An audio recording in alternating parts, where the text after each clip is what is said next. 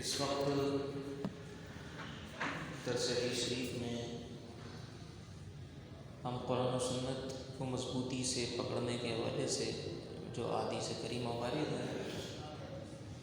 کئی دروس سے اسی موضوع پر ہم احادیث آپ کے سامنے پیش کر رہے ہیں۔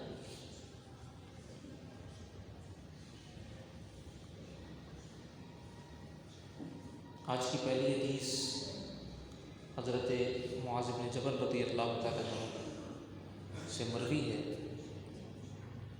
کہتے ہیں کہ قال رسول اللہ صلی اللہ علیہ وسلم،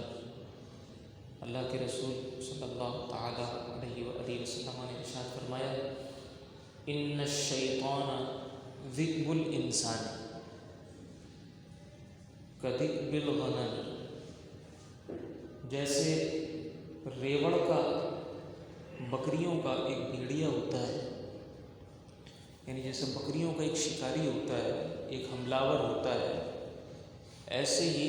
انسانوں کے لیے جو بھیڑیا ہے وہ شیطان ہے۔ یأخذ الشاذۃ والقاصیۃ والناحیۃ، اللہ کے رسول نے ارشاد فرمایا کہ یہ جو بکریوں کا بھیڑیا ہوتا ہے، یہ شاذہ، قاصیہ، ناحیہ، ان کو اچک لیتا ہے، ان کو پکڑ لیتا ہے۔ اب یہ تین الگ الگ بکریوں کی اقسام ہیں، یعنی یہ شاذہ جو ہے یہ وہ بکری کہ جو اپنے ریوڑ سے دور دور رہتی ہے، بکریوں سے متنفر ہو جاتی ہے، اور اسی طرح جو دوسری بکری ہے قاصیہ، یہ وہ بکری ہے کہ جو متنفر تو نہیں ہوتی لیکن چرنے کے لیے ایسا ہوتا ہے کہ کبھی وہ ریوڑ سے الگ چلی جاتی ہے، دور نکل جاتی ہے۔ اور تیسری قسم جو ارشاد فرمائی وہ ناحیہ، یہ وہ بکری ہے جو نہ تو متنفر ہوتی ہے نہ ہی چرنے کے لیے کہیں دور جاتی ہے، البتہ کنارے کنارے چل رہی ہوتی ہے۔ تو یہ تین اقسام اللہ کے رسول نے ارشاد فرمایا اور فرمایا کہ یہ جو بھیڑیا ہوتا ہے یہ تینوں قسم کی بکریوں کو پکڑ لیتا ہے، یعنی کوئی متنفر ہو کر الگ ہو یا کوئی دور دور چلے تو بھی پکڑ لیتا ہے، یا پھر یہ کہ متنفر بھی نہ ہو اور جو ہے وہ کہیں چرنے کے لیے کسی اور کام کے لیے کوئی دور نکل جائے، کسی بھی طرح اگر کوئی جماعت المسلمین سے دور ہو جائے، مسلمانوں کی بڑی جماعت سے، لشکر سے دور ہو جائے، اس کے عقائد و نظریات جو ہے وہ مسلمانوں کی جماعت سے مختلف ہونے شروع ہو جائیں، تو پھر کیا ہوتا ہے، شیطان اسے پکڑ لیتا ہے، پھر شیطان حملہ ہو جاتا ہے۔ فرمایا کہ وَإِيَّاكُمْ وَالشِّعَابَ، کہ یہ جو گھاٹیاں ہیں، یہ جو خطرناک راستے ہیں، ان راستوں سے بچو، گھاٹیوں سے بچو، یعنی گھاٹیوں میں نہ نکل جائے گا، بکریاں دور دراز گھاٹیوں میں نکل جاتی ہیں اور پھر بھیڑیا آ کر اس کو پکڑ لیا کرتا ہے۔ فرمایا اس طرح گھاٹیوں میں مت نکل کے جاؤ، بلکہ کیا کرو، وَعَلَيْكُمْ بِالْجَمَاعَةِ وَالْعَامَّةِ، عامۃ المسلمین کے ساتھ رہنا، جماعت کے ساتھ وابستہ رہنا تم پر لازم ہے، اپنے اوپر لازم کر کے رکھو کہ جماعت کے ساتھ، لشکر کے ساتھ چلو اور عامۃ المسلمین کے ساتھ چلو، ان سے دور دور مت نکلو، دور دور نکلو گے تو پھر بھیڑیا پکڑ کے لے جائے گا۔ اب ہمیں کوئی یہ والا بھیڑیا نہیں پکڑ رہا، لیکن فرمایا کہ جیسے بکریوں کا بھیڑیا ہے وہ انہیں پکڑ کے لے جاتا ہے، ایسے ہی ہمارے لیے بھیڑیا کیا ہے، شیطان ہے۔ پھر شیطان حملہ ہوتا ہے، ذرا ذرا سی باتیں، جیسے آج کل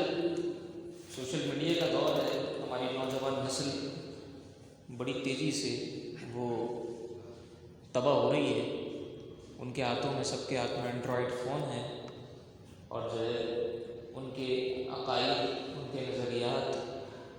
خراب کرنے کا بڑا آسان ہدف، بڑا آسان طریقہ مل گیا ہے ان لوگوں کو کہ جو ان کو بگاڑ سکیں۔ پہلے تو بڑا مشکل تھا نسلوں کو بگاڑنا، ماں باپ جو ہے وہ اپنے بچوں کو ایسے رکھتے تھے کہ جیسے مرغی اپنے پروں میں اپنے بچوں کو رکھتی ہے،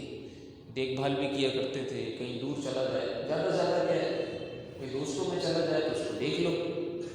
ہیں معلوم ہوتا تھا کہاں جا رہا ہے کہاں نہیں جا رہا۔ لیکن اب بچہ پاس بیٹھا ہوا ہمارے پاس نہیں ہے، پہلے تو دور جاتا تھا تو جسمانی طور پر دور جاتا تھا نا، اب تو وہ جسمانی طور پر موجود ہو کے بھی نظریاتی طور پر ہمارے پاس نہیں ہے۔ ایک جگہ اگر 4 لوگ بیٹھے ہیں، سارے کے سارے موبائل میں لگے ہیں، آپس میں وہ باتیں نہیں کر رہے، آپس میں کمیونیکیشن، آپس میں کنورزیشن نہیں کر رہے، وہ سارے موبائل کے اندر لگے ہیں، کوئی کسی سوشل میڈیا کے چینل پر لگا ہے، کوئی کسی سوشل میڈیا کے چینل پر لگا ہے۔ اب سوشل میڈیا نہ جانے کس نے اس کا نام رکھ دیا، یہ دور دور کے لوگ تو اس میں سوشل ہو جاتے ہیں، لیکن جو سوشل ہونے کے لیے پاس آ کر بیٹھا ہے اس سے کوسوں دور ہو گئے۔ والدین گھر میں بچوں کو پوچھتے رہتے ہیں، ان کی فکر نہیں، اور ساری دنیا سے بچہ سوشل ہوا ہے، تو یہ کیسا سوشل میڈیا ہے؟ بار کیسے؟ تو اب نسلوں کو تباہ کرنے کے لیے یہ بڑا آسان چونکہ طریقہ مل گیا ہے، اللہ کے رسول کی اس حدیث شریف کو ہمیں اپنے پلو سے باندھ لینا چاہیے کہ کوئی بھی ایسا نظریہ کہ جو عامت المسلمین کے نظریات اور عقائد سے مختلف ہو، جو جماعت سے، اور مسلمانوں کی بڑی جماعت اہل السنت والجماعت، اہل السنت والجماعت یہ اتنا بڑا ٹائٹل ہے کہ آپ صرف پاکستان میں نہیں، آپ دنیا بھر میں جائیں، دنیا بھر میں جائیں، آپ ترکی جائیں، آپ ملیشیا جائیں، آپ انڈونیشیا جائیں، آپ دنیا بھر کا دورہ کریں، آپ کو اہل السنت والجماعت، مصر جائیں، شام جائیں، تو اہل السنت والجماعت یہ مسلمانوں کی بڑی جماعت ہے۔ اللہ کے رسول کی اس حدیث شریف سے تائید بھی ہوتی ہے کہ مسلمانوں کی جو بڑی جماعت، اور جماعت کا لفظ بھی آیا ہے اس حدیث شریف کے اندر، اہل السنت والجماعت، جماعت کا لفظ بھی آیا ہے کہ جماعت کے ساتھ جڑے رہو۔ تو اپنے عقائد کو، اپنے نظریات کو جماعت سے مختلف نہ کریں، ملحدین کی باتوں میں نہ آئیں، خدا کا انکار کرنے والے، آخرت کا انکار کرنے والے، اور جو ہے وہ فضول کے شکوک و شبہات، ایمانیات کے بارے میں پیدا کرنے والے، ان کی باتوں میں اور ان کے اٹکل بچوں میں نہ آئیں، خود بھی بچیں اور اپنی ہم جو ہے وہ نسل کو بچائیں، یہ ہمارے اوپر لازم ہے، ورنہ ہمیں پتہ بھی نہیں چلے گا کہ کس طرح جو ہے وہ ہمارا بچہ ہمارے پاس بیٹھے بیٹھے ہم سے بہت دور چلا جائے گا۔ مائنڈ پروگرامنگ یہی چیز ہے، اسی طریقے سے لوگوں کی جو ہے وہ مائنڈ پروگرامنگ کی جا رہی ہے، ذہن سازی کی جا رہی ہے۔ اللہ رب العزت و سب کی حفاظت فرمائے۔ یہ جو حدیث شریف میں نے آپ کے سامنے پیش کی ہے، مسند احمد میں امام احمد بن حنبل نے اس حدیث شریف کو ذکر کیا ہے۔ اگلی حدیث شریف امام احمد نے بھی ذکر کیا ہے، حضرت امام ابو داؤد نے بھی اس کو ذکر کیا ہے سنن ابو داؤد کے اندر۔ حضرت ابو ذر غفاری رضی اللہ تعالیٰ عنہ کی مرویات میں سے کہتے ہیں کہ قال رسول اللہ صلی اللہ علیہ وسلم،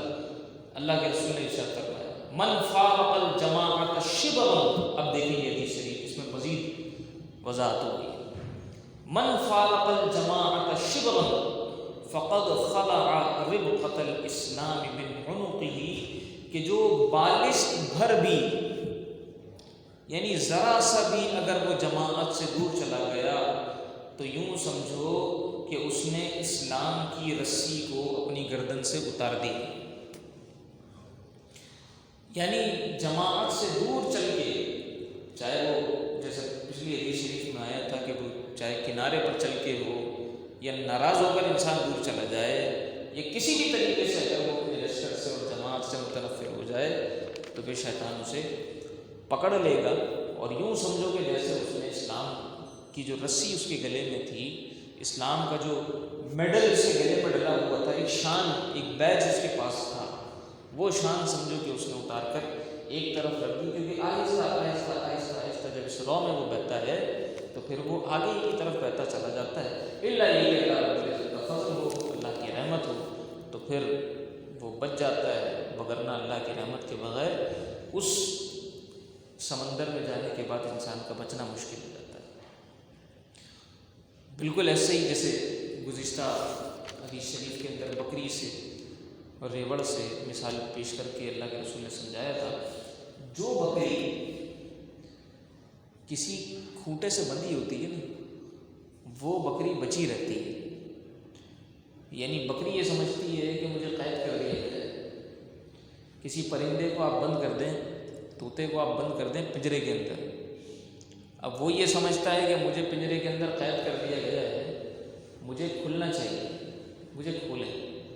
لیکن آپ اس کو کھولیں تو پھر اس کے پیچھے جو ہے وہ اور جانور لگ جاتے ہیں، اس کو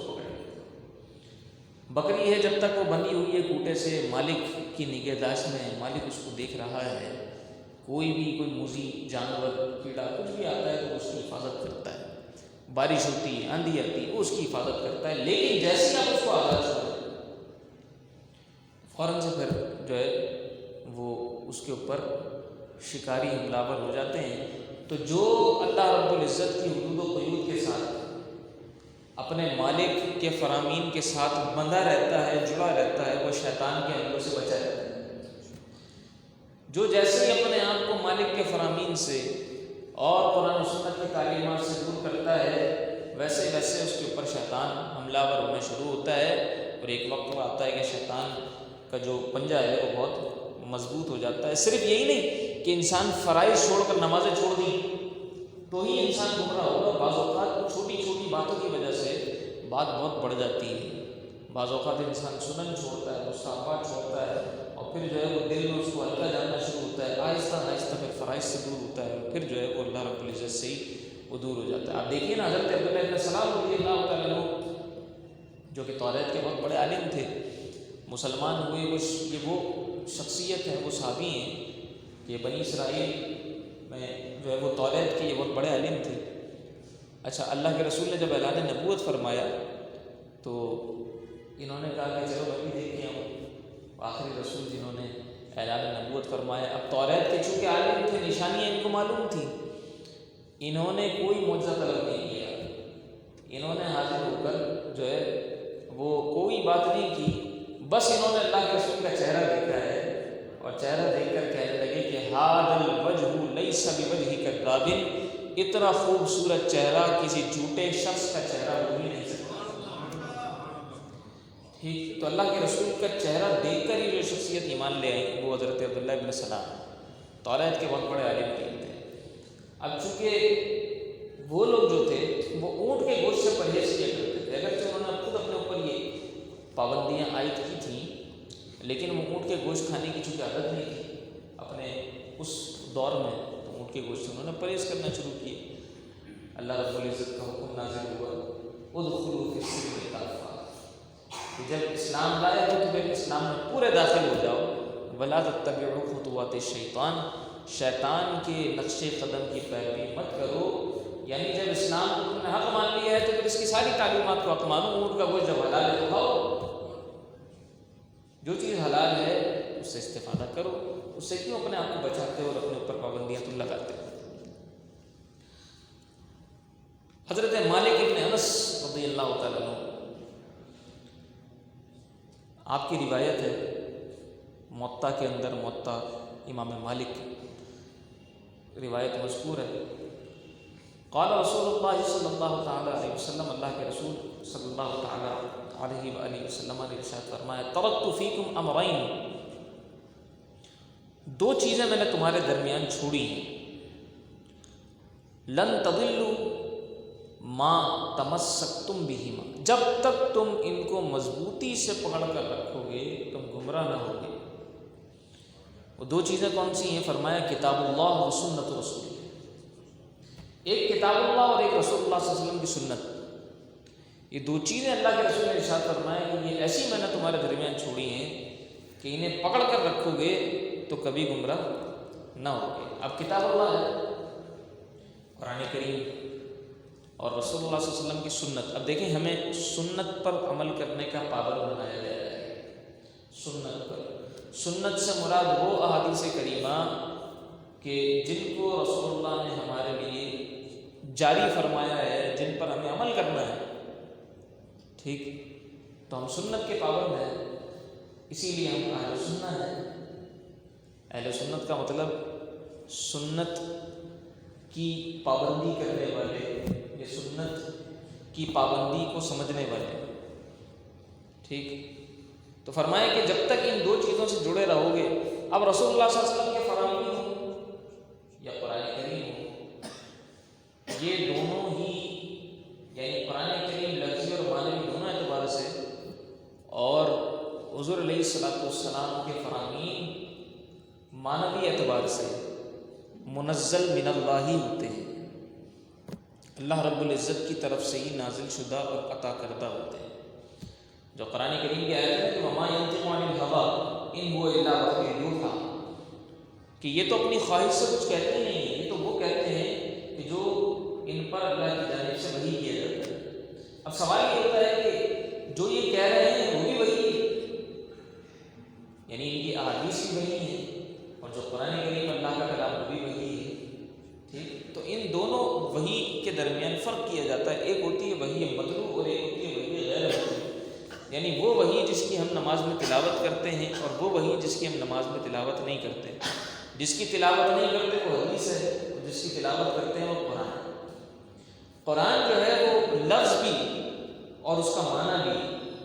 وہ سب اللہ رب العزت ہی کی طرف سے نازل کردہ ہوتا ہے، بس حضور علیہ الصلوۃ والسلام کی زبان سے ادا ہوتا ہے۔ اور یہ جو حدیث ہے یہ معنی اللہ کی جانب سے کی ہوتی ہے، لیکن الفاظ حضور علیہ الصلوۃ والسلام کے معنی اللہ رب العزت ہی کی طرف سے عطا کردہ ہے۔ الفاظ حضور علیہ الصلوۃ والسلام کے اور اپنی پیاری زبان سے اللہ کے رسول صلی اللہ تعالیٰ علیہ وآلہ وسلم نے ان کو ادا فرما دیا ہے۔ اللہ تبارک و تعالیٰ سے دعا ہے کہ اللہ رب العزت ہم سب کو احادیث کریمہ اور کتاب اللہ پر مضبوطی سے عمل کرنے کی توفیق رفیق مرحمت فرمائے۔